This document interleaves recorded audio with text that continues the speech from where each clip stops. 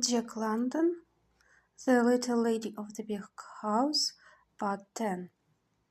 Good morning, Mr. Hennessy, and how soon will she be ready for Mrs. Forrest? Dick Forrest asked. I'd like another week, was Hennessy's answer. She's well broke now, just the way Mrs. Forrest wanted, but she's always strong and sensitive, and I'd like the week more to set her in her ways. Forrest nodded concurrence, and Hennessy, who was the veterinary, went on. There are two drivers in the alfalfa gang I'd like to send down the hill. What's the matter with them? One, a new man, Hopkins, is an ex-soldier. He may know government mules, but he doesn't know sheriffs. Forrest nodded. The other has worked for us 2 years, but he's drinking now, and he takes his handcovers out on his horses. That's Smith, old-type American, smooth-shaven with a cast in his left eye.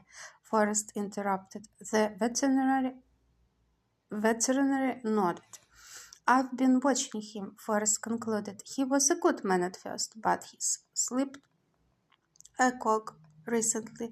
Sure, send him down the hill, and send that other fellow, Hopkins, you said, along with him. By the way, Mr. Hennessy, as he spoke, Forrest drew forth his pet book, tore off the last note scrabbled, and crumbled it in his hand. You've a new horseshoe in the shop. How does he strike you? He's too new to make up my mind yet. Well, send him down the hill along with the other two. He can take your orders. I observed him just now fitting a shoe to old Eldon Bessie by rasping off half an inch of the toe of her hoof. He knew better. Send him down the hill.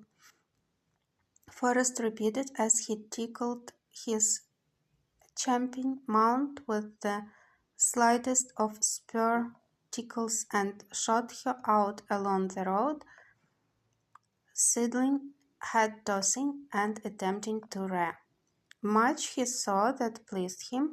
Once he murmured aloud, a fat land, divers things he saw that did not please him, and that won a note in his Scrabble pad.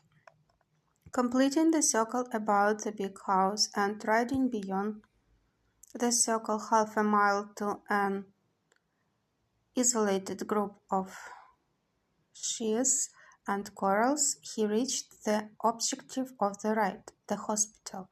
Here he found but two young heifers being tested for tuberculosis and a magnificent Duroc Jersey boar in magnificent condition.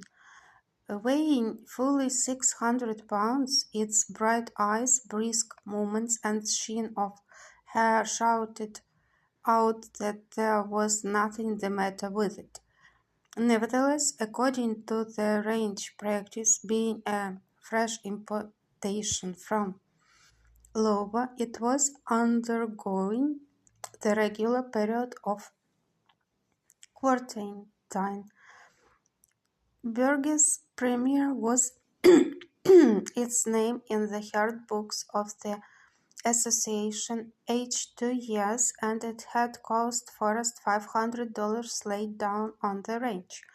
Proceeding at a hand gallop along a road that was one of the spokes radiating from the big house hub, Forrest overtook Krellin, his hog manager, and in 5-minute conference outlined the new few months of destiny of Burgess Premier, and learned that the broad so Lady Iselton, the matron of all matrons of the OICs and blue ribbon in all shows from Seattle to San Diego was safely ferried off 11.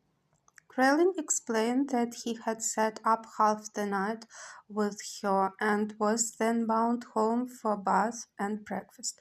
I hear your oldest daughter has finished high school and wants to enter Stanford, Forrest said, curbing the mare just as he had half signaled departure at a gallop.